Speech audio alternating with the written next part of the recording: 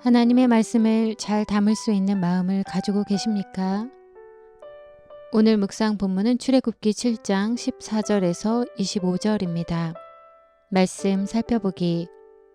그때 여호와께서 모세에게 말씀하셨습니다. 바로의 마음이 강팍해져 이 백성들을 보내려 하지 않을 것이다. 아침에 바로가 물가로 나갈 때 그에게 가거라. 뱀으로 변했던 그 지팡이를 손에 들고 나일강 둑에서 그가 오기를 기다리며 서 있어라. 그리고 그에게 말하여라. 히브리 사람들의 하나님 여호와께서 왕께 내 백성들을 보내 광야에서 나를 경배하게 하라는 말씀을 전하라고 나를 보내셨습니다. 그러나 지금까지 당신이 듣지 않았습니다.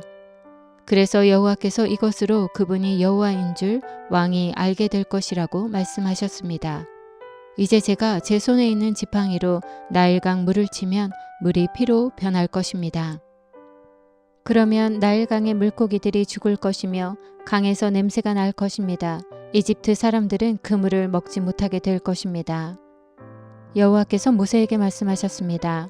아론에게 지팡이를 들고 이집트의 강들과 시내와 운하와 못과 모든 호수 위에 손을 뻗으라고 말하여라.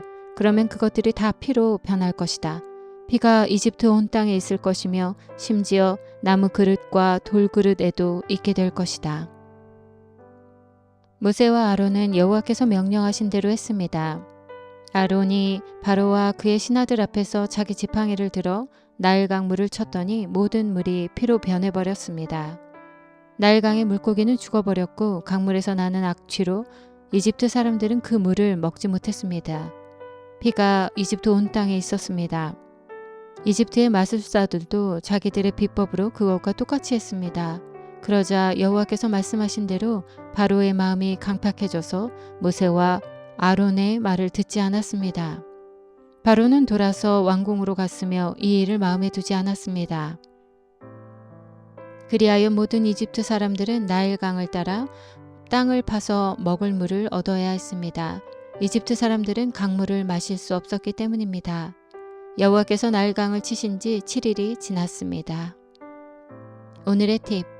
14절에 강팍해져, 22절에 강팍해져서, 14절에 강팍해져의 히브리어는 카베드로 무겁다, 견고하다 라는 뜻입니다.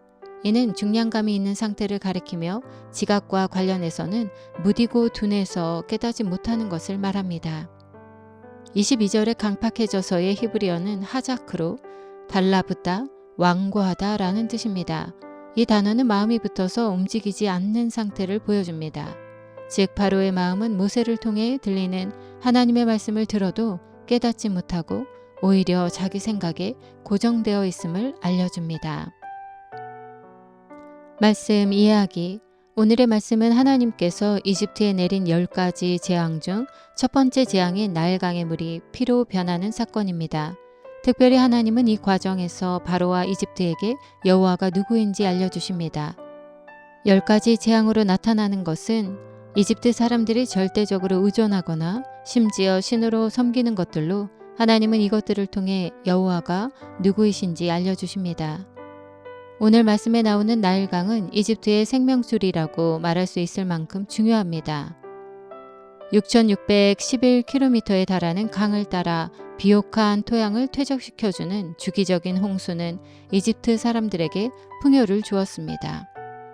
이집트의 신 중 하피는 나일의 신으로 나일강의 범람을 의인화한 것입니다.